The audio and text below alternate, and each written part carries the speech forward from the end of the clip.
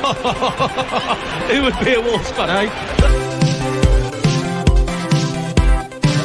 On goes Bull. People might yet win it here for Wolves. Flash in the shot. What a goal!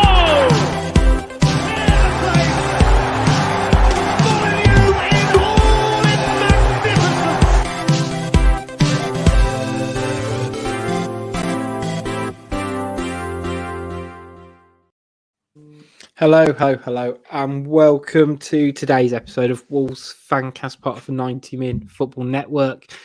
Joining me this evening, I've got Stu and Adam. How are we both doing today? Glorious. Shit. Stu's alright because he's been Banksying pints of Banksies all this afternoon, so he's alright. I've had a long drive back from Church Stretton, so I'm ready to rant now. Yeah, let's just leave it at that for now. There's like I said, there's torpedoes in the tube, but that's probably not appropriate at this moment in time, is it? Yeah, we'll swerve clear a little away from that. I mean, I was going to say, before we get into the nuts and bolts of another Wolves defeat, Stu, the first thing you said to me when we joined before a chat was 370 for a mild. I mean, it is outrageous, but in terms of golf world, which I might look like I'm part of the golf world dressed like this today. I'm clearly that's not my Louvre. That's not where I live. So it's I was shocked to my core when I paid with my watch and it came up, and you think, oh, okay, best part of 350 maybe. Can I say there, right? See, you mentioned, I need to pick you up on a comment you just made there, right? You know, you talk about how middle class people are. You just said, when I pay with my watch, viewers and listeners do not let that go unchecked. Right, I did it in the Emerald yesterday as well, because they're now staff. So one of the committee members' wife, who hadn't pulled a point in 20 years, she went behind the bar. And I said, I'll pay by card. So she brought the machine over and I put in my watch, and she was it baffled her more than anything else in the entire world. She said, well, does that go through as normal or does it come through as watch? Like, no, it's just card payments. It's okay. Don't worry about it. It's the same as if someone does it with their phone, it's okay. So I was educating the old people again. I was going to say, what do you think was more baffling? Did you go Emerald Club before the game Saturday? Yeah. What was more baffling? The committee member who didn't understand iWatch Pay or whatever, or the lineup, which is a great link. Because considering how we played against Palace early in the season, and lots to talk about Wolves learning lessons this season, bit of a mixed change to a lineup yet again for Wolves, going for what. I don't know whether you call it a false nine or what, really. Brycey, what were your sort of initial thoughts on the lineup? Alarm bells were ringing, to be honest, when I saw that lineup. So I took that at the start that was a front three.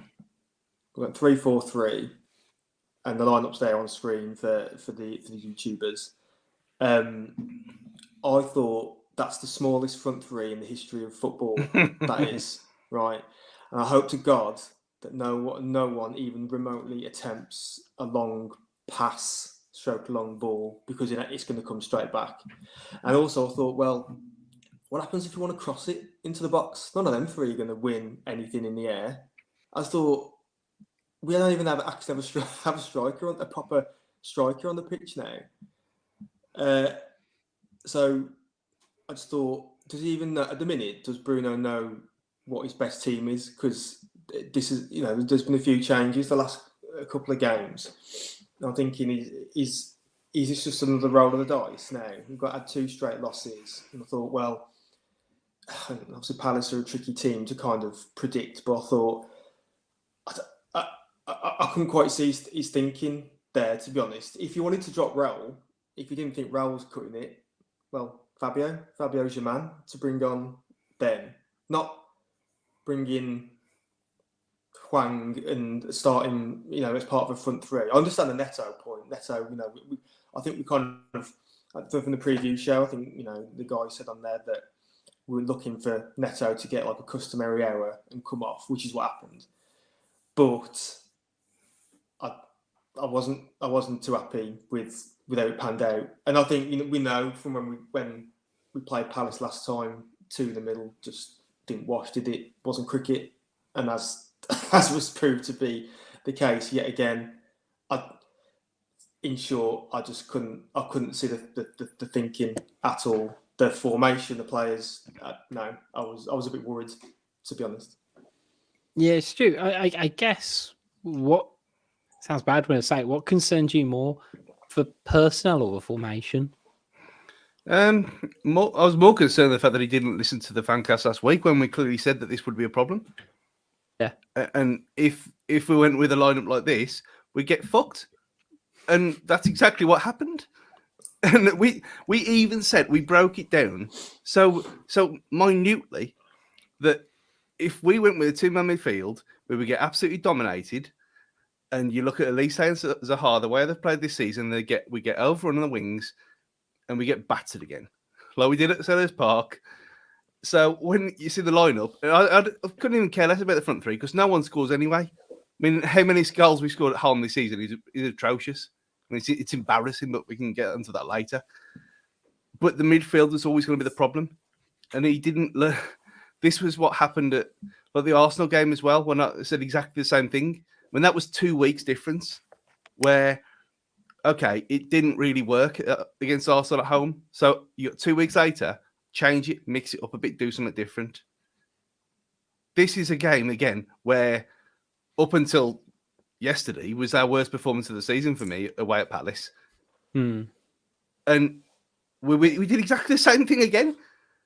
And you gotta think, well, it's all well and good him coming out later on and saying, yeah, they didn't man up or whatever, but they've got to have a chance to man up. And when you're going to be overawed and spanked like we were again, then you're already going in on a downer. So I was pissed off an hour before kickoff, and it was just also like demoralizing because you knew exactly what was going to happen. I just don't understand. Yeah, it almost felt a bit Groundhog Day because, right, we've been banging on for 18 months. You could argue that we've got the same three centre midfielders that we've had at the club for 3 seasons now, and Neves and Moutinho, 2 very proficient centre midfielders, but even they have their limitations. And it sounds bad when I say a team like Palace. If that's not meant to be derogatory, again, about a pretty decent team in this division, someone who can, match up to the best of them when they're on form. But when you look at, as Pricey said, just the size of them and how we know that they'll set out in a 4-2-3-1, 4-3-3 or whatever, and we know we're going to get overrun because we're not playing well anyway at the moment.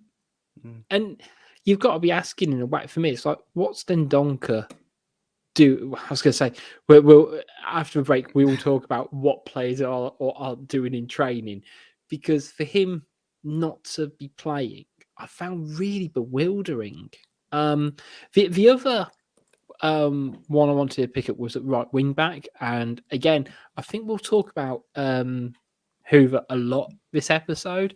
But I did a poll like an hour before the lineups were released about who do we think is going to start today, and it was at 72% Johnny, 27% Hoever. Not with the benefit of hindsight or anything, because he didn't have a great 25 minutes and then got hooked off with an injury. Would you have started Johnny? Which kind of camp were you in on that, or is it, I guess, 6 of one, half a dozen of the other at the moment? I still would have gone Hoever. I still would have. I'm not talking hindsight now, but or anything like that. But I just thought it would be a bit too soon for Johnny. Still, to be honest, you wouldn't want to have a starting lineup with 2 players coming back from long-term injury and to give them an hour each. Essentially, we all knew. Obviously, Neto was starting on the basis that he was going to get 60 minutes. Do you really want to put Johnny in there as well when he's still on his way back? If he did, if something went wrong, Knives would have been out then, wouldn't they? And say, what the hell are you doing? Playing two players who've just come back from long-term injuries. And as I said before, obviously we will get on to Mr. Hoever in a bit more detail, but I was fully prepared to give him a fair crack of the whip, to be honest. As has been said by other people before, he's come on expected to be just exactly the same as Semedo when he barely plays. And Johnny's not that type of player, albeit he was probably one of, if not our best player yesterday. But I still would have picked Hoever. That would have been my choice. But I'm not to know what goes on behind the scenes, am I? I didn't. We don't know the ins and outs of the training ground, as what we'll get onto later. God, Stu, how about you? Because you had some fairly damning opinions about Hoever before the game, which have essentially continued over the last 36 hours. I mean, I'd rather play Dendonker at right back than him. He's just shit.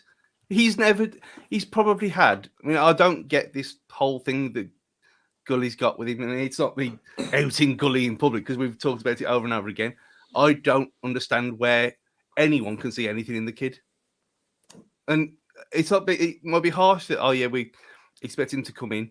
Yeah, he cost £13 million, and yet that's not his fault, but he still cost an awful lot of money, and for that money, you're expecting someone who's at least got a minute ability of football about him. He doesn't show anything. Every time he's played for us, he's fucked up somehow. I just don't get it. I don't understand. The whole thing is a mystery to me. I would have played Johnny and took him off and put someone else there. I mean, Lembakisa, he's a kid. Play him. Play anyone else apart from Hoever. And I think what's kind of spiraled from this game shows a lot of what I was kind of my thoughts about him were anyway. That you look at him and you think this is someone who's not arsed and has been literally outed by our own manager. I wonder if because when he was signed, he came in and then we all thought, he came in the part of the deal, didn't he? And we thought, okay, fair enough, that's probably one for the future, as most of them are. And then we signed Semedo about 4 days later, didn't we? And I wonder, right from the get-go, that's where it's creeped in. We thought, okay, well, I've left Liverpool to play. Oh, I'm not going to play now because we've just signed Barcelona's right back, and he's hardly ever seen any game time ever since then. And then the Nagwa syndrome. Jeff Flower say that. At least he got a fair run of games, to be honest. But yeah. But you got to remember as well, he was third choice at Liverpool because he was behind Nico Williams as well. Yeah, he wasn't second. He wasn't like their reserve. He was third choice, and we've paid that much money for him. So he's come here to be challenging for first, mostly being a deputy. Know your role. Yeah, but with the money thing, I mean, we paid 35 for Fabio off the back. Yeah. Not a career. So money's, 13 million. That's in the grand scheme of things, isn't really a lot, is it? In this day and age, it's really not. Especially when, again, we paid 35 for Fabio. But I can understand. I'm trying to be a bit balanced, but I can see both sides of the argument. I wanted to give him a fair crack of the whip. This was supposed to be his time to have a run in the team. It's not going to happen now. But I going back to the original question, then I still, and I'm not obviously taking the hindsight hat off. I still would have that he would have been in my starting 11 that way. I agree. He'd have been mine as well, and I hadn't thought of one of the reasons you gave, Adam. I think it's a really good one about, if he starts Johnny and Neto, that's two subs you've got to make on the hour mark, and you might not necessarily want or need to take off your right wing back to change the game. So it's almost like at that point it's two automatic subs taken out of Bruno's hand because he's going to need to, he's going to need to rest them. You know what he's like? Remember how shit Borthwick Jackson was for us? There is Yes. Borthwick. Yeah. It's exactly the same. I saw that mentioned on Twitter, and I thought there's a parallel but there. With There you are. Borthwick It's Jackson. an exact parallel with him. He came with a massive reputation of always going to be the next big thing. He came in and he was absolutely atrocious. His attitude was terrible. And where is he now? Probably League Two somewhere. No, he's not. He's somewhere. I want to say he's at Burton. To Google. Yeah, I am like just quietly Googling. At Burton in League One. Oh, well, there you go. Yeah, I mean, he's he might already Champions League, is he? So it's similar kind of vibes as him, as I've had from Hoever from the very start. And I've said it on here. I've openly said it on here that I didn't like him. I've never liked him. And I think the fact that you're picking him because the only other option is someone who's been crocked for a year with 2 separate injuries says it all, really. Yeah. Well, the only thing is, the only other way around it was, like you say, to have a complete switch around. Now, Bruno said, hasn't he, since the game, that he was reluctant to even give him a start for reasons we'll get on to, obviously. So there's that. He's obviously he didn't want to play him. That's clear. Then the second choice is Johnny, who we can get ideally like an hour out of, give or take. And then option 3 is then right. I've got to completely now switch this around. So do I bring Bolly back in for his first Premier League game of the season? That's another option. And he's disappeared off the face of the earth most of this season. Bolly has. And then the other one is, like you say, and not a completely daft suggestion that Stu said earlier, but put Dendoncker in. He plays right wing half the time. Well, put him in, but then and then you still got to play the 2 in midfield then, which would still get fucked over anyway because you've got the 2 in midfield. I mean, I think going back to Hoever, he didn't exactly cover himself in glory for someone who imagined necessarily had doubts about, and he had the opportunity to, prove Bruno wrong. And I'm not going to single Hoever out, because he only played 25 minutes. It felt a bit like the Kell Brook fight recently against Amir Khan, where I think it felt very, very early on we knew we were going to get a pummeling. It was just going to be a question of when we were going to get that killer blow, because it wasn't pretty watching. And I mean, but I mean, let's be honest, both goals were frustrating to watch. It was Keystone Cops, frankly. I think the first one, just because we've had such a good defense for majority of the season, but they all made like an individual error at all the points they could have made an error. They decided to make one. He's a unit, that Mateta is. I was going to say big lad. He's a big lad. So he drinks a lot of milk, I can imagine. I mean, I've watched it again about 10 minutes before we started recording, just to kind of see how it even went in, because I don't. I mean, it was so how it got from where it was to kind of hitting Siren, like looping up into the air. It was just like we never get breaks like that anyway. But it got from I think Palace posted it on their social media, like from the edge of their box to the back of the net in like 9 seconds. And like part of me like looked at it, it's like when I saw it, I wanted to be like really cheeky, like scoring from a long ball. It's like no, he had Sace, and it just felt like I guess like no one understood the message of the day, because Sace has been great this season at like that really intense press, and it's either that Palace was switched on to it because it was a little cheeky nudge by the Palace guy to sort of open it up. But like no one else is doing any of the similar movements or covering for him. I had to watch that back. That's the reason why I had to watch it back, because after goal scored, they were all appealing, and there was a VAR for something. Like at the time, I was thinking, I didn't see anything that was VAR worthy, to be honest. So I had to watch it back just for that, to see what Sace was appealing for, and it was, like you say, Rich. It was that he felt like he had a bit of a gentle nudge to get him out of the way. But he's going absolutely nuts. Like he's gone flying anyway. Like that. If he doesn't go for it and he drops off, he might surrender possession, yeah. but we'll kind of have everyone in position. And it's like he kind of does this sort of wild gamble where, you know what, to be fair, if he'd have won the ball, we would have mounted an attack. And it's been a relatively successful way of doing it. But then you had Connor Cody losing out in the box. Like, great ball by Gallagher. Don't get me wrong. But again, I was expecting Cody to do better in that situation as well. Is that fair, Stu? Yeah. I mean, I thought the VR check was to something on Sarr from how it left that situation just after then to up in the air for the tapping, because I didn't see anything in the side challenge whatsoever because there was nothing. No. That's what I thought. And yeah, it's just a catalogue of errors everywhere. It's like, do you remember like the goal we conceded to Brentford when we lost 2-0 to them at home? I think it was like the first, whichever goal which wasn't a penalty. Very, very weirdly similar games actually, in the fact we had a catalogue of errors from the back and conceded a needless penalty, etc. Kilman, great day at the office, and his form's been off the last couple of games.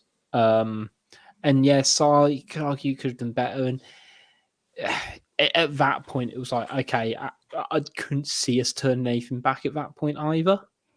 No, yeah, that goal was Cody. You expect to do so much better there. He's practically seeing Zaha out, and I don't either makes himself in a better position to put a block in, or just tackles him, put a tackle. But he's done neither in the end, and then he managed to get the ball across, and then. I don't really know who's to blame, to be honest, between Kilman and Sarr. Because Mateta's snuck in somehow ahead of them. Sarr's expecting the ball just to come into his hands. And as Stu said, that wouldn't happen again. It just simply wouldn't. How the ball's ricocheted off them and how it's landed for him. They could do that another 100 times and the ball would not bounce off that way. It would not happen. It's just one of those things where unfortunately we've copped a bad bit of luck, albeit shit defending has somehow given that bit of luck a chance to happen. Yeah, when they say you make your own luck, and it's usually like in a good way. Yeah, it feels like the opposite in that circumstance. It was like, not that we deserved to score, but we done so many stupid ass things in the build up.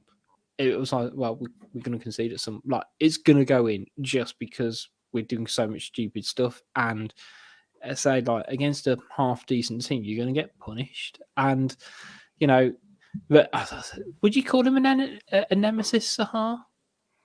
He's my nemesis. I can't stand him. I know where I want to call him. Got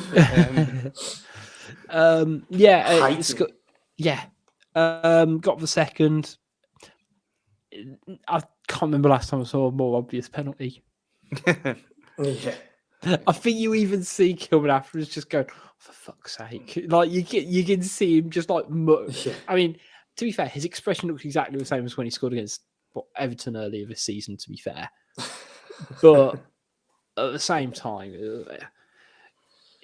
this was a bit annoying. This was really annoying because I remember the ball was going out for a throw, and Neto worked his bollocks off to stop the ball going out for a Palace throw. So Zaha was just like waiting for it to go for a Palace throw. He's worked his bollocks off. And Neto tries to clear it, obviously just goes straight to one of their players. Then the next 10 seconds, they've just cut apart their entire defence. And it was walking past Johnny, Cody, everyone. And I don't sound like Roy Keane from like that clip earlier after the Man City game. I was saying, tackle him, just fucking tackle him. And like the waltz through. I can't remember whether or not the ball was going to head out of play or not, but Kilman, yeah, there's no sort of defending that. He's just stuck a leg in, and clear as day as a penalty. And I think, as we mentioned in our group, he has been our best defender all season long, probably the best English defender this season. And it's no coincidence, since what's been going on that he's not been at the races since that's happened. So his mind might be elsewhere, and that's unfortunately it's coincided with the big cheese Gareth being in the audience as well. For he watched him yesterday and probably didn't like what he saw, but yeah, the goal was a catalogue of errors in that Again. passage of play. Just Yeah. Absolute catalogue of errors. I think it's no surprise either that obviously the Ukrainian thing, it's got to affect him anyway, regardless of how tough he is.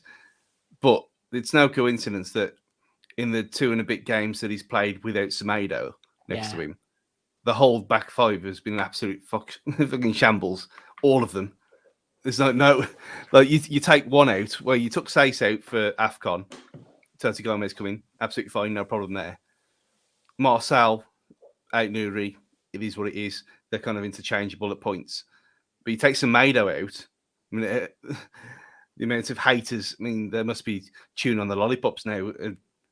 How stupid were we to think that he was an actual terrible player and he was the big problem when he's probably our most important player. You look at the last 3 games when he's not there. We've got no outlet on the right whatsoever. He's got no cover on the right-hand side of defence. Kilman's doing the job of 2 people.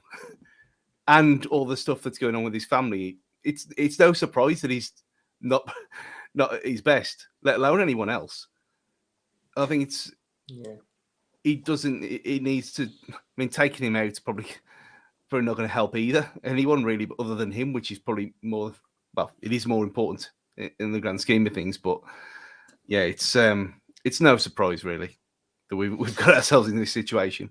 Yeah, I think particularly with Semedo, and we mentioned sort of Neto kind of busting a gut to hook it clear, weaker foot, doesn't get enough on it to clear it effectively.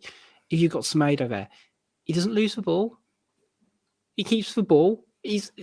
And you say he's that outlet, and he's that outlet offensively, but he's also that outlet of the back as well, just to kind of keep possession when we're, thinking of doing something stupid.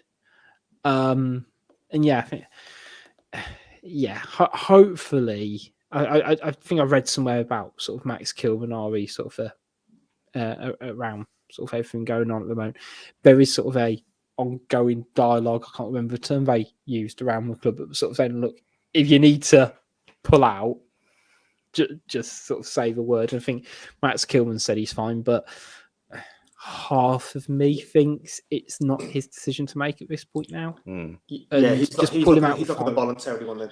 Yeah, he's not voluntarily going to want to give up his place, is he? No, exactly. I've got the utmost respect for him, and you sort of just think maybe just take him out for the next game. I don't quite know, but it feels like he shouldn't be the fall guy for yesterday, because again, half the team weren't great.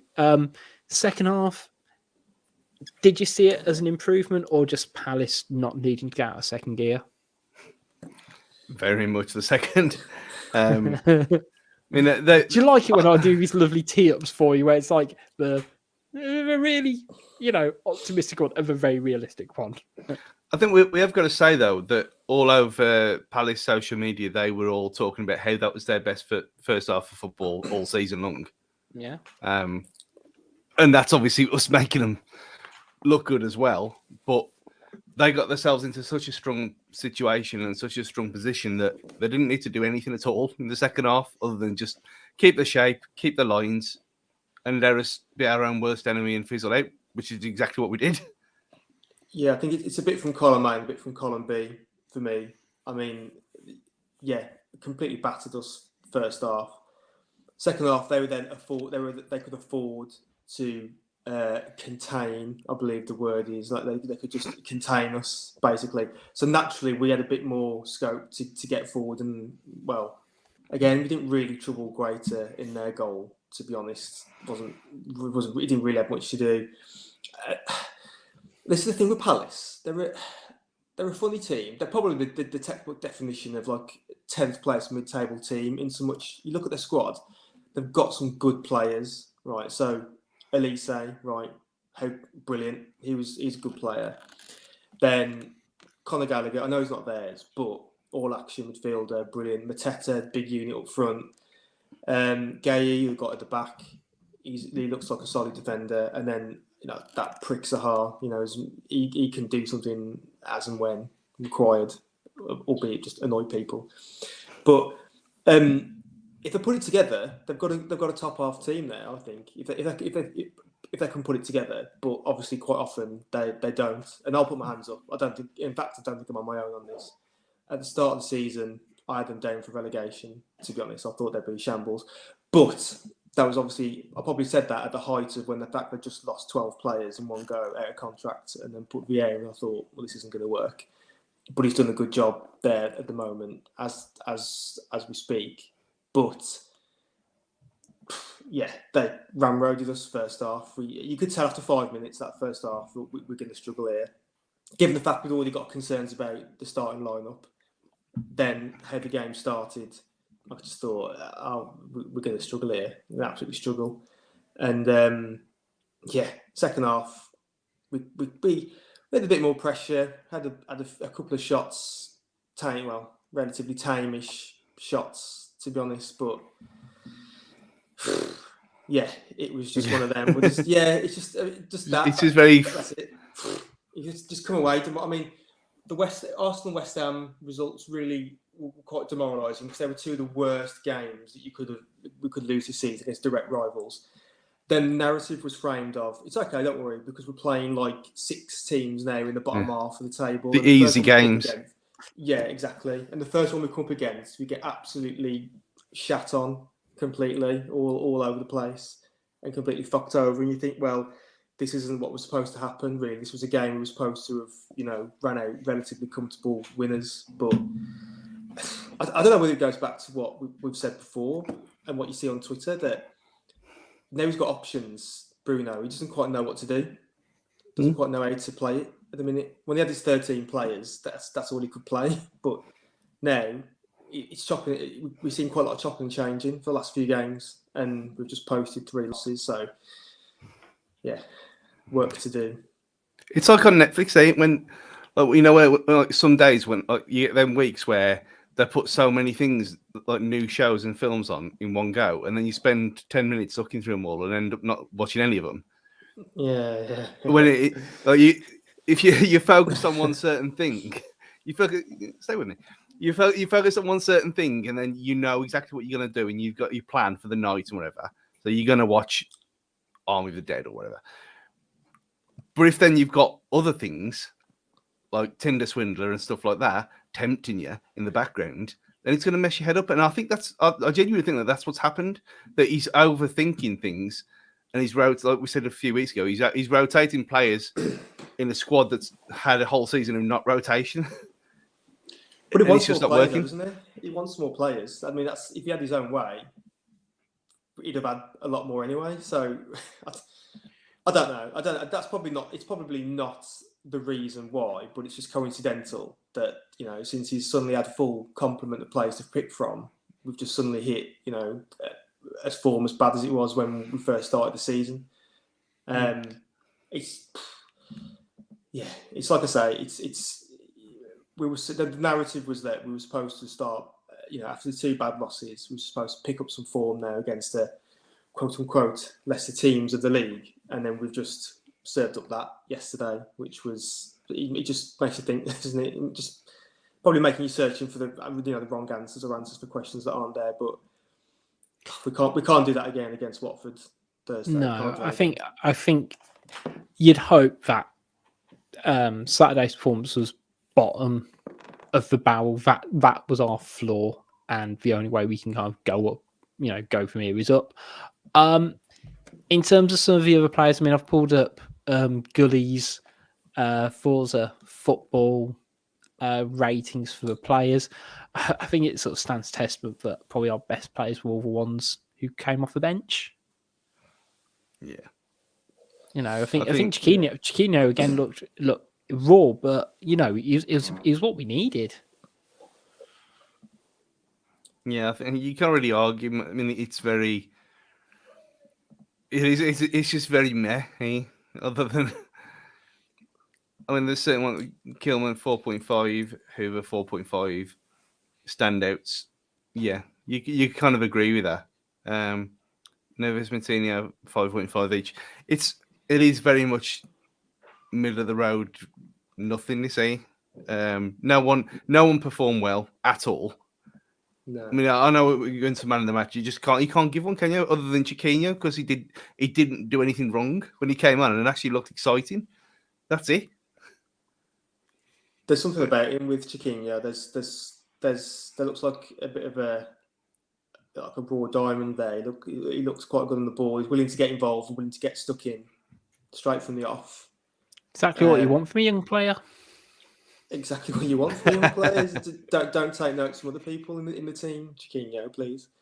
I'd still probably have Johnny down as my man of the match. He come in, and I know I noticed a few times he misplaced a few passes, but he was still there was clearly like that. He come on, he's been like the Johnny of old, very solid, very dependable.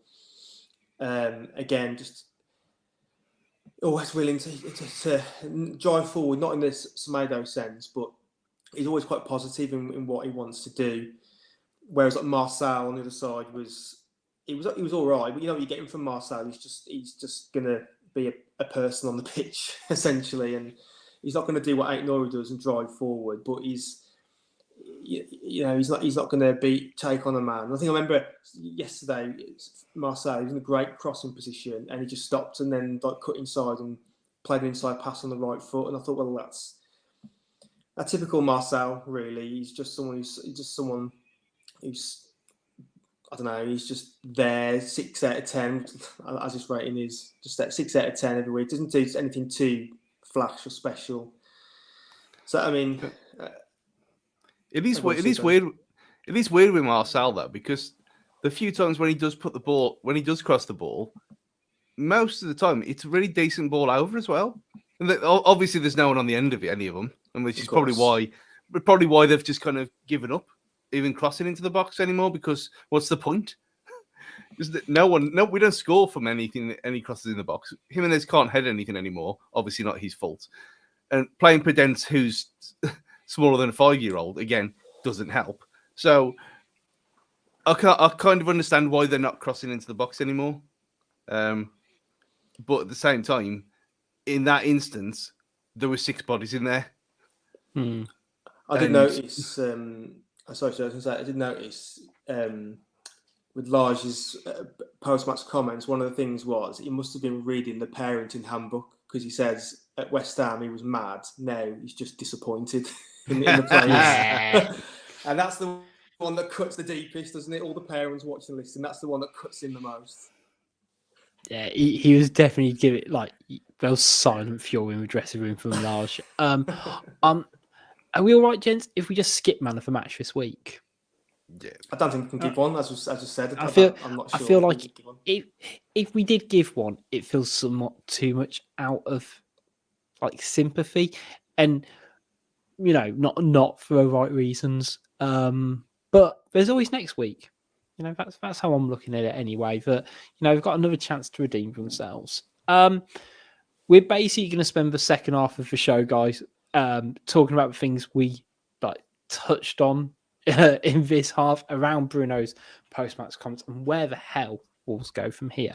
We'll be back after a short break. Catch you soon.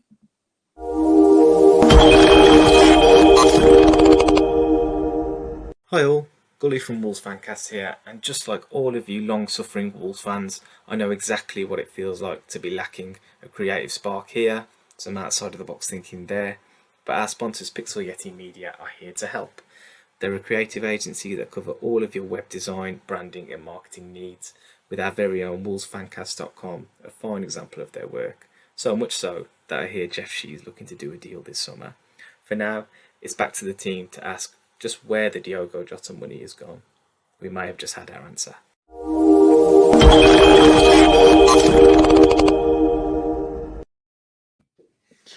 Hello, welcome back, everybody. Right, after the game, I think probably the biggest talking point afterwards, I think we'd all kind of got over how sort of, frankly, dismal and drab it was. And it turned to the post-match press conference, and I think,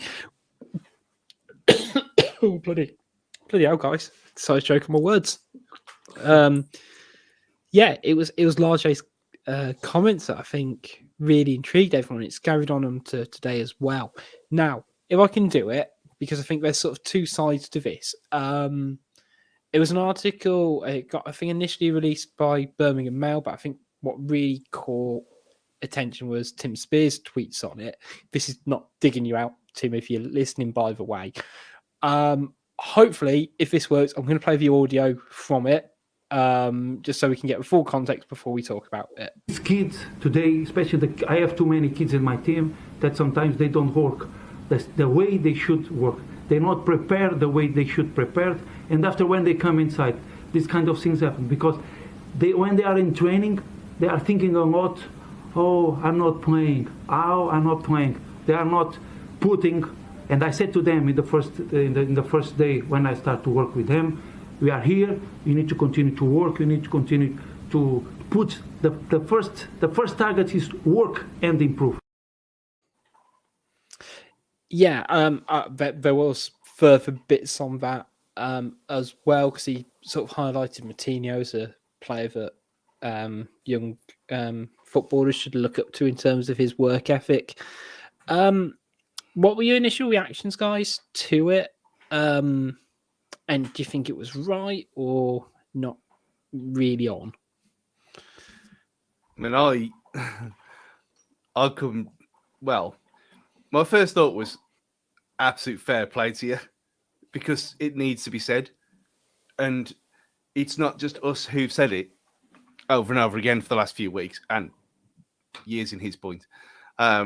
When he went deeper into it, as more and more unraveled throughout the night of other players, and then dropping Kundal into that as well. And it was and then you think, okay, there was no surprise he wasn't even in the squad this week. Has he kind of mouthed off because he started against Spurs, as he now said, okay, what do you say? I'm here. The quote was. Now, does that mean that he's just, because he's had one start, he's trying to play Billy Beat bollocks in that point? Who knows? But that's how it seemed to be insinuated. If that's the case, and he's dropped him, then hopefully he learns his lesson. But he wouldn't, from my point of view, he wouldn't have come out and said this on a whim. This would have been building behind the scenes for a long time. And obviously, he's told them in training, he's told them in private, you need to book your ideas up. No one comes out like this other than Mourinho when he was like in his third season syndrome of insanity. So for me, I don't see anything wrong with it at all. The kid's been given a chance after chance after chance. Every time he's appeared, he hasn't really done anything. He's not shown anything whatsoever for me. And when it came out after him, when he said he had doubts about even playing him at all, he's given him a chance again, and yet again he hasn't even warmed up properly and pulled a hamstring. I mean, that's something I did before our charity game last year. I mean, I'm a 38-year-old fat man, not a prime athlete, and even I was ashamed of myself. So if I can be in that situation, and so he's calling out Hoever for doing the same thing, then fair play to him. I think the kids of today, there's certain players who we know of, Ravel Morrison et al., who've had too much too soon, and it's gone to the Reds. If we've got players in this squad who are the same ilk, then they need weeding out, and they need telling, publicly, because if it's not working behind the scenes, and that he's tried being all nicey to them, and he's tried doing it privately, and it still hasn't worked, then what chance has he got left? Out and publicly. If that doesn't work, send them to Switzerland, because no one's going to buy the fuckers, aren't they? Because who's going to spend any money on him? It's all fair play to me. So Pricey, do you think it's something that's up for public discussion, or do you think that's keeping house? So because it wasn't just calling out Hoever, but he sort of it was him who was at the forefront of a lot of it. Do you know what? Everyone's going to have a different answer to this completely. Everyone's going to say it should be kept in house because you'll destroy the lad's career or confidence. You'll cripple his transfer value now. If you want to sell him, we're in a bad bargaining position now, etc., etc. And then likewise, you have the people who just say, well, no, if he has been unprofessional in what he's been doing and he's had enough chances, then he deserves to get what comes to him, essentially. And I look at it as, okay, so Bruno sees him day in, day out at training. He would not, I believe, have said this lightly. This wouldn't be like his first infraction, and then suddenly he's gone straight for the nuclear button of going public with it. Oh, I shouldn't have said nuclear, should I? He's gone straight for the big red button and said, right, I'm going to go public and tell it and like out him completely. That's not proportionate if it's a first offence, so to speak. But if he's as Neo's come out and said, if this is not his first time, he must have been told in private a lot of times, you're not pulling your weight. I can see you in training. I know Semedo will start come what may. So you still should be given 100% in training. You still be warming up properly. So you're there to step in as and when we need you. But obviously he's clearly not been thinking like that for a long time, Hoever. He's been thinking, well, if I'm not playing, I can't be asked. You signed me for 13 million from Liverpool.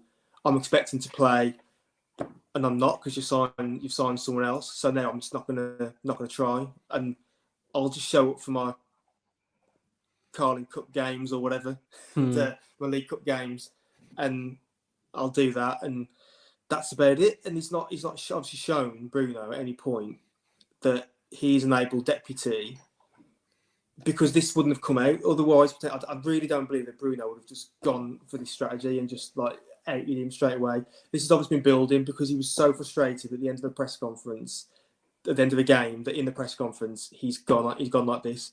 I didn't pick up on the Kundal bit straight away. I must be honest. I just saw it was all Hoever at the minute. I just saw the tweet. That was it.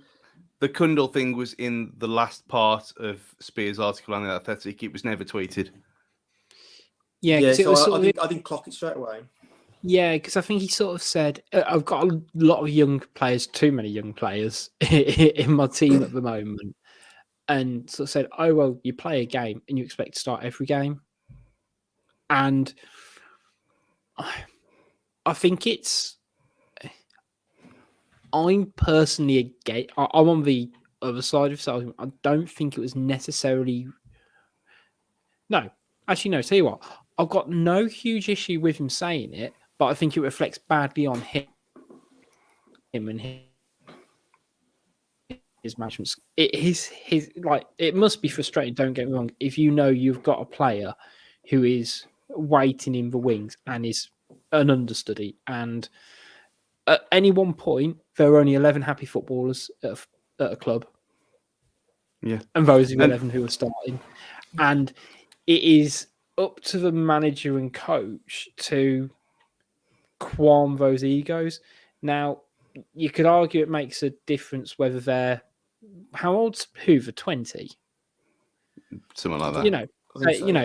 Is a difference between him being 20 and 28 and being a seasoned pro, and knowing actually, you know what?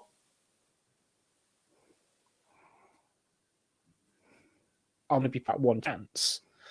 But yeah, it didn't quite sit right with me.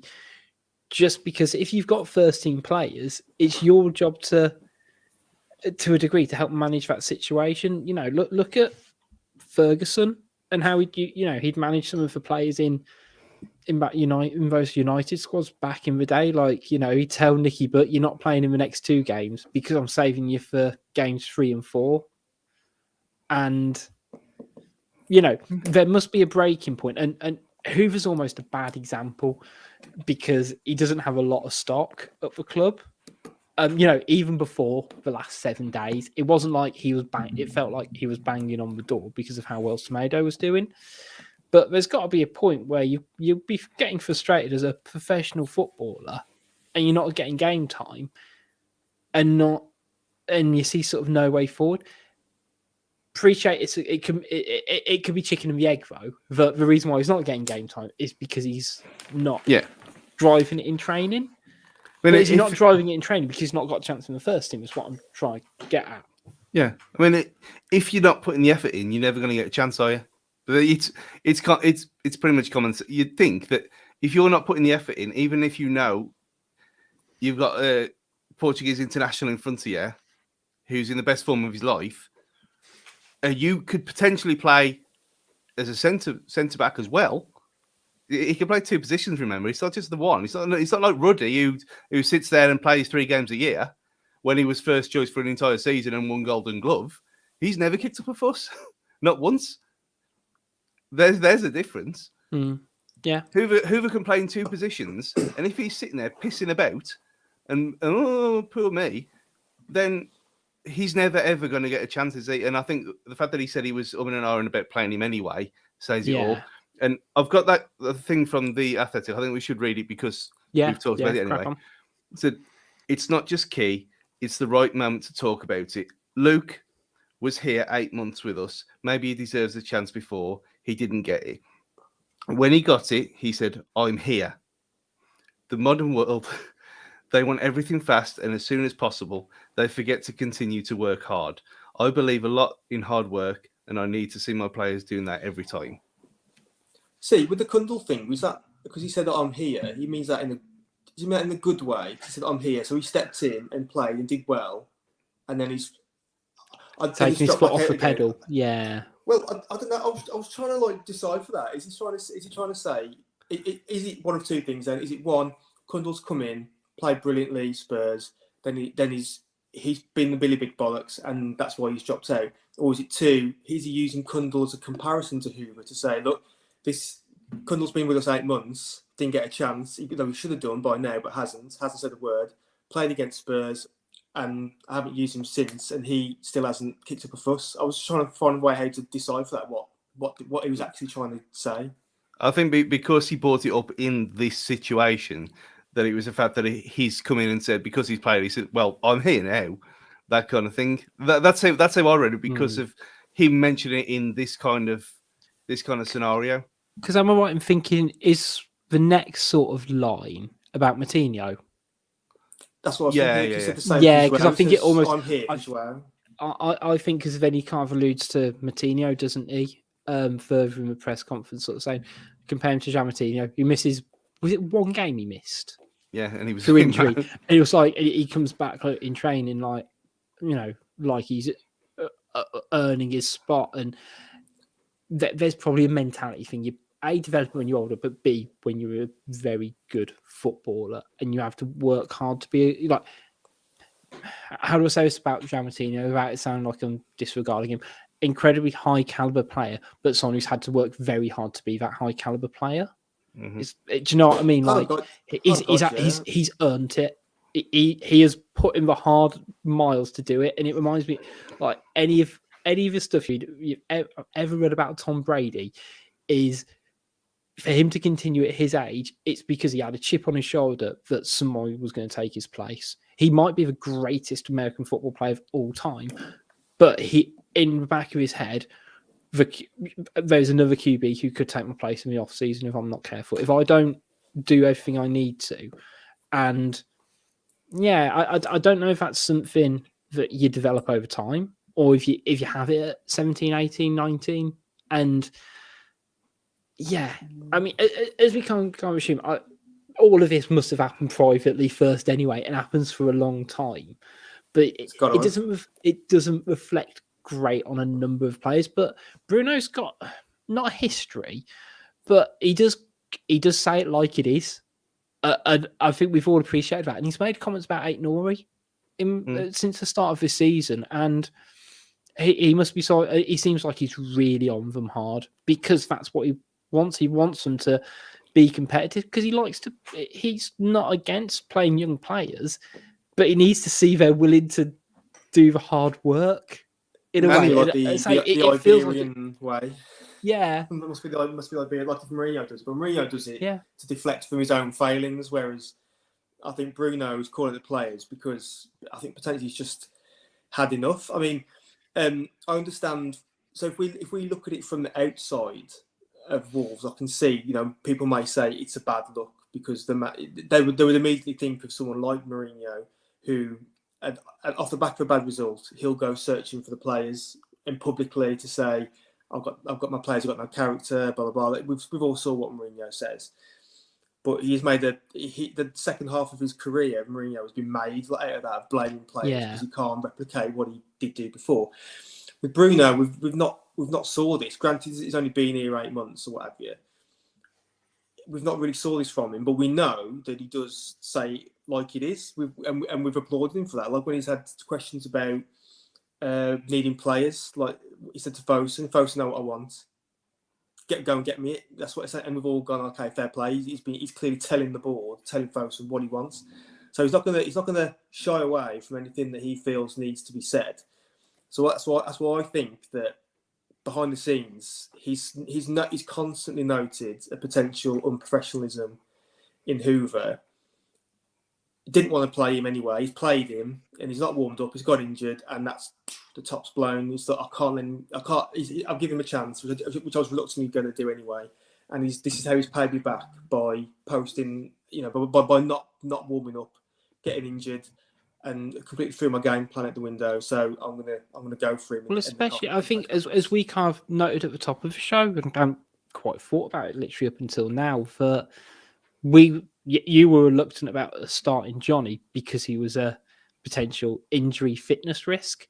So for Hoever, who has got that spot ahead of him on a marginal call, you could argue, for him then not to do everything he needs to then potentially jeopardize Johnny's fitness and whatever as well. It's not just for, I guess, the system and everything Bruno's worked for, he's potentially damaging. It's his own teammate. He might have to come in. It's like the old, do you remember like with Balotelli? It was a famous quote where Inter Milan only they had no other strike because it was just before half time and he got a booking. Mourinho, I think, he was in charge at the time at half time. He spent all 20 minutes with him, just like coaching him, saying, just don't let him get in your head. Don't let him get in your head. 47th minute, second yellow. And it's like it damages your own team, doesn't it? And because now he's got to play Johnny for nearly 70 minutes or something, which was, I'm going to assume, not in the plan book for the game yesterday. But I was going to say the difference is, and it was a shame actually. I guess you could argue he didn't mention Johnny as the exact opposite of someone who came in and, as he said, he was probably one of our better performers because he was giving it. And that's all we kind of want as fans, isn't it? To know that they're giving 110%. But I think it's going to be interesting how it's going to play out. As not necessarily between now and the end of the season. Because, I think Hoever can quietly get swept under the rug for 2 months. I think it's going to be interesting to see what happens in the summer. And not just with him. But, it's going to be interesting, I think. But it does kind of highlight, I guess, where do Wolves go from here? Because I think we could probably argue that 4th place is out of the question now. I'll concede on that one. I was going to say I've knocked up the table from this morning before Man United's goal difference took a little bit of a battering, but not to necessarily preview. The next game we've got coming up too much. But what needs to change for you, Stu? 3 in midfield. It's easy. This is exactly what happened on the Nuno, where we were getting overrun after the start of the year. We started getting overrun, didn't we? And when it went to a 3 in midfield, when Dendonker's emergence from the darkness. And we settled down a bit, and we went on a great run after that. It seemed like we were doing the same thing again. We mentioned earlier about learning from your failings from before. Brentford at home, we got tore apart. Away from home, then Dunker comes in, more stability. Yeah, they have the promotion bounce in that game, and the drone nonsense, but still. We looked more solid, and that was with Fabio on the pitch as well. No Raul. I mean, that's a whole different argument altogether. I just think that going 3-5-2, I think we just have to do it now for a few games just to calm down because it's all got a bit chaotic. And chopping and changing obviously needs to stop, but it won't because then we got Everton away. But again, these two teams are awful. Look where they are. They're there for a reason. If we could play two games in 3 or 4 days with 13 players for 3/4 of the season gone so far, then we could do it again. We don't need to keep chopping and changing to the degree that he has done. I think that's the lessons that need to be learned from the last month, or well, the last 3 weeks or so. Just calm down a bit. Go with a 3-man midfield. Let's calm down. If we have to play roll, Podence. That's all you have to do. Or rolling Neto and swapping out Podence later on. We've got options there. Hwang, I don't get it. Whatever. But I think 2 up front it just has to be the way to go now because we've all talked about the easy fixtures. It's going to be okay. It's never okay because we're Wolves and we've had 30 years of this nonsense. It never works like that. So I think 3-5-2 for the foreseeable future and just see what happens from then on. We might still scrape a European place. I mean, 4th's obviously gone. 4th went. It wasn't realistic. It was never realistic anyway. It was never there. But it was. I was going to say it was very awkward on Friday night. We represented with Fancast. That's a better way of putting it. Went on an Arsenal YouTube channel. I should probably give them a plug, shouldn't I? It was Lead Judges TV, one of the AFTV guys. It was like a race for the 4th spot, and it was Arsenal, Man United, West Ham, Spurs, and me. And like they kind of came to me first. I was like, "We're in the top 4 race. We've been in the top. Right? Fucking hell." So that was a weird seat to be at because I don't think we massively were. But Pricey, formation change. Would you switch it up, or is there a change you'd make at the back as well? We've talked about maybe Paul Kilman out the lineup for a bit. I've heard murmurings about people saying maybe it's time to go to a back 4, but I don't think so. No, I really don't think so. I think that's just that then shows that he's lost a bit of control. To be honest, if he then just starts chopping and changing, it shows that he doesn't know what to do. So he's just going to start flinging some shit. That's just hope something sticks on the wall. So I don't think anything that dramatic is going to happen. Again, it's going to take a brave decision to drop Bolly in at this point in time. If Kilman comes out to drop Bolly in, because we haven't seen him, have we? Since I think he's played one League Cup game all season, and even before this point, he's not looked like the Bolly of old.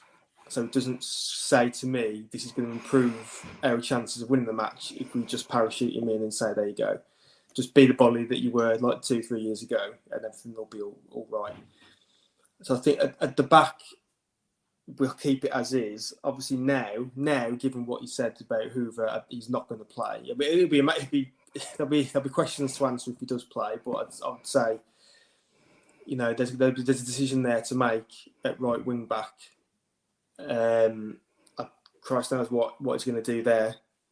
We've just talked about Johnny not, endangering him by making him play longer than necessary. 4 days on from there, is he really going to ask him to play 90 minutes a wing back?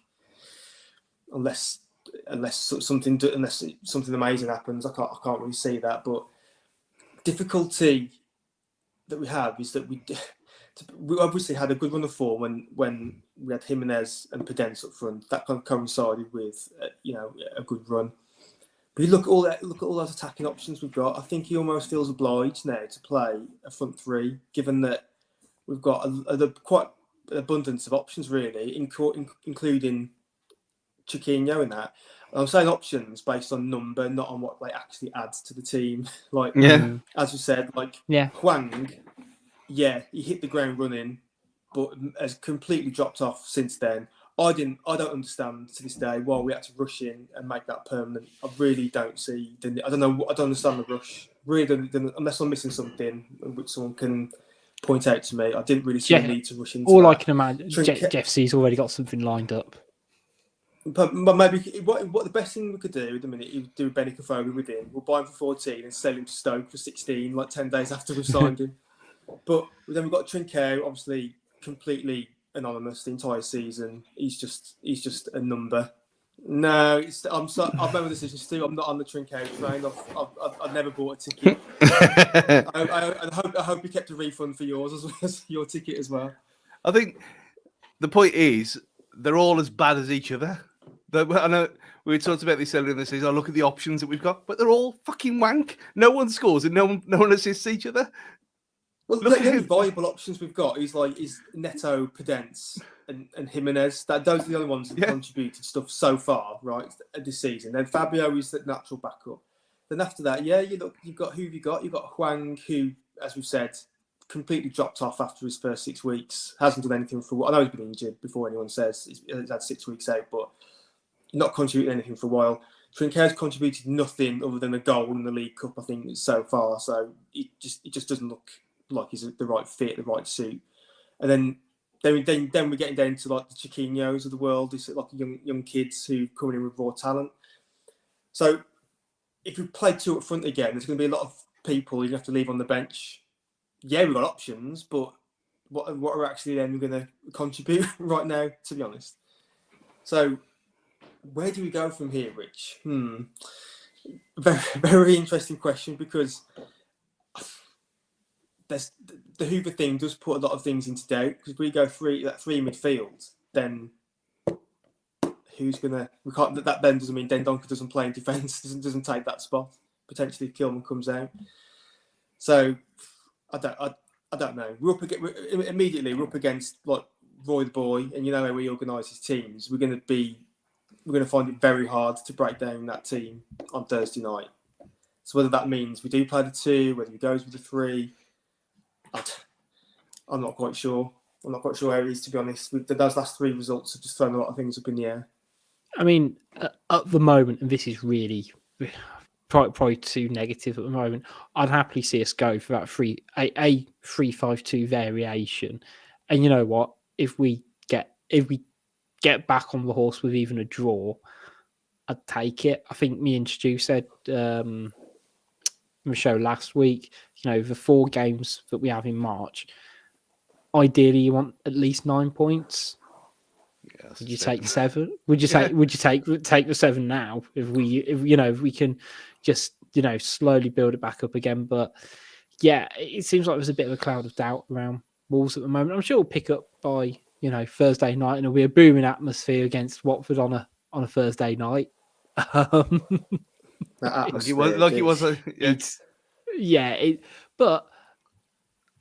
when it comes to you see a lot of online like, oh yeah, well the fact we need to get behind the players and really rise them up. They also need to do stuff as well to raise the expectation, raise the enthusiasm of fans as well. So hopefully in the next 4 days they can find that missing ingredient again, because the home form's not been great. We've been very boom or bust, and we're currently in a bust point. Should we work through some Twitter corner questions? Let's go on. Right. So a lot of these are kind of related around the large press conference, as you can imagine, and a bit about what we should do going forwards. So we'll get to do a little bit of tin hat stuff. But first one from Amar. Who do you think the younger players that Bruno referred to in his press conference are? My guess are Hoever, Fabio, and Aït-Nouri. Do you think these are correct? And are there more? So we said Kundal. I mean, the Fabio thing was, remember that story at the start of November, I think it was, where Fabio and Hoever refused to warm up, and they had this massive falling out with the one of the coaches. That's seeming more and more likely now with this Hoever story, and it kind of coincides with Fabio dropping out of favour a bit as well. But look at the differences where he kind of went away, sorted himself out, and then you got the Old Trafford cameo and the games he's featured in since then, where he's looked really good, compared to that waste of space who's gone the complete opposite way. So I think there's probably a lot in that, and we mentioned Aït-Nouri earlier on as well, and even Cody said in that video with Neto for for FIFA 22. Yeah. That he's always late. So that's probably not great either, is it? Yeah. That's Otterseri-esque. Yeah. Yeah. Well, I was going to say, we hardly knew ye. Right. Next up, if my mouse works. Oh, so we got a two-parter one from Aid. If you could only bring back one of Catrone or William Jose in an attempt to sort out Wolves' goal-scoring issues, who would you choose? Well, seeing as though I often said on this here podcast that William Jose was an imposter, isn't actually a footballer. Like, he should be in court for the impersonation of a footballer. I would hang my hat on the pizza and pasta Catrone. I mean, the two options there obviously aren't great, but deliberately. But I'll go for Catrone, and it's obviously it's a bit funny to see. I think, correct me if I'm wrong, but hasn't Jose started scoring again since he Yeah. to the Farmers League of La Liga? Yeah, Catrone for me. Go on, Stu. How about you? It makes no difference because they wouldn't get the ball and they wouldn't have a chance because we don't create anything. So we could have both of them and it made no difference whatsoever. Yeah, true. But pick one. Catrone. Pick one, please. I mean, just to put it into a wee bit of context, William Jose has in the league, we'll go by league, has 7 goals in 22 games this season. Catrone has 2 in 14. Standard. Yeah. Yeah. Right. Standard. Oh, we should probably do a serious question as well. Because you actually just say serious one now. Is Chiquinho pushing for a starting place, considering his recent appearances off the bench? Do you see it happening, or do you think he's going to keep trying? Look, I'm just going to rephrase this question. To be honest, where do you think he sits in the pecking order of these days? He should be higher up than what he probably will be. He'll probably still be like bottom of the ladder, to be honest, bottom rung. Just because of he's just a raw talent kid at the minute. You won't want to start chucking him in to start straight away in case, I don't know, conference gets knocked or whatever. I mean, he came on ahead of the likes of Trinquer, which obviously shows what the confidence in Trinquer at the minute. Obviously, fuck all confidence because it's useless. But I think overall he'll probably still be like he's the rookie, isn't he? Is the rookie to have around. I think you still see the likes of, if they were on the bench, likes of Hwang and Trinquer, et al. They'd all probably get on ahead of him, unless he really wants to roll the dice. And then we see him a front three on Thursday night with Chiquinho starting. That'd be something to talk about. Yeah. Is he still a wild card off the bench for you, Stu? Yeah, unfortunately. I mean, if you did go 3-4-3, and you had Chiquinho, Neto, and Raul up front, you think, okay, just take it to Watford, but it's not going to happen, is it? So, I think he's very much the last resort of our actual players. So very much, I mean, if we're going to front two, it'll be Podence and then Neto and then Hwang and then him or Trincao. I think him and Trincao are kind of on a level playing field now, depending on what the situation requires. Yeah, bit worried about Trincao when you say it, isn't it? Right. I'm assuming. So this is from Wanderer66 on Twitter. He says, should we get rid of youngsters like Hoever and Semedo and replace them with quality in the summer? I'm assuming if we just say youngsters with some potential, as opposed to us buying young. Is that fair? Or do you reckon he just thinks they're both shit? The fact that he's called them two out, Hoover and Silva specifically, of £45 million worth of talent there. That's worrying, isn't it? When you put it like that. Yeah, which, again, not their fault, but what you're going to get back for that? Them two, 15, 20 max? That's the problem. Who's going to want them and then who's going to pay the money for him? We're taking a massive loss on either. So I think, obviously not Fab. I mean, unless he does anything ridiculous, Fabio Silva's going to be here for a while as a long-term project, like he's supposed to be anyway. But if we had any competent actual second striker backup, or any players that wanted to score a goal here and there, would be nice. Then Fabio would be nowhere near the team, would he? He'd be on the 23s playing properly. Hoover's he's gone now. He's done. I can't see a way back. I mean, for your manager to come out and do that when he's not flavour of the month anyway, what's the point? It's like the whole Trincão's obviously not going to sign now. Is it because what's the point? Because there's so many people against the idea that it kind of you're at a downside straight away. It doesn't make any sense. So I mean, if we could get five, like we were talking about on Twitter yesterday, if you could get 5 million for Hoever from some Bundesliga 2 team, gobble it up, get rid. We're talking about like selling players. I mean, there will be an interesting transfer window ahead of us this summer because Ruddy's out of contract now. I didn't expect him to stick around for the 12 months last year, but it is at this point. Surely you want to go out and play some games, but there are some keepers around who just like being the backup keeper, isn't it? Then they've obviously got Sace, who's out of contract, Moutinho, who's out, and I think with him, if we don't get in any European spots at all, I think he's going to just ride off into the sunset to Porto and finish his days out there. And then who else am I missing? There's 4, isn't there? There's Ruddy, Sace, Moutinho. There's someone else I'm missing. I can't think off the top of my head now. This is going to bug me. But if we lose a big name to fund signings like Neves, imagine like losing Neves and Moutinho in the same summer. That would be dead. Oh, Marcel's the one, of course. Marcel. Well, he's going to just he'll probably just leave anyway in the summer because probably don't need him long term. So no, there'll be quite a turnover of players in the summer. So and talk about selling youngsters as well. We could be quite the busy transfer window for us in the summer. That's a very astute point, Adam. I don't know why I've sort of phrased it. It doesn't happen very often, Rich. No, I was going to say, like, you've come with like information, you've come with figures. Oh, it's refreshing here on a podcast.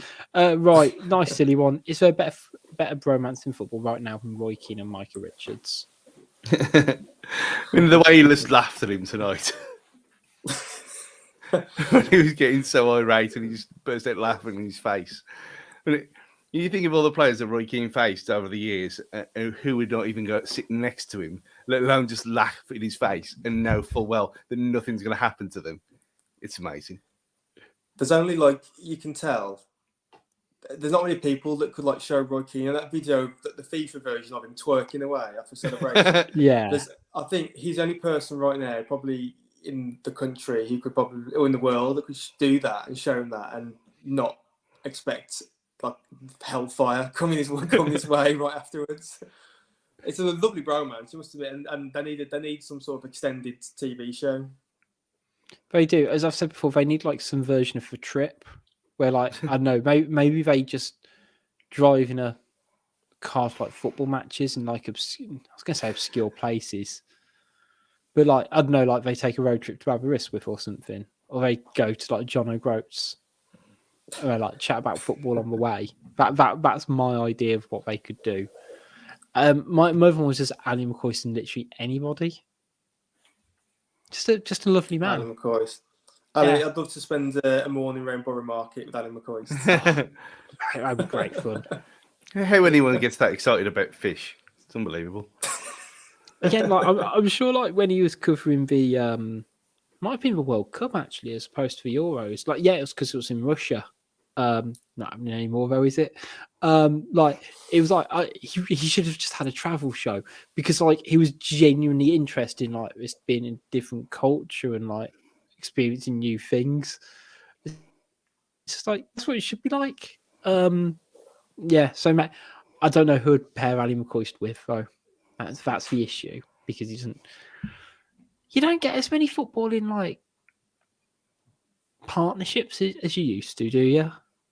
Drury and Begling for the world feed.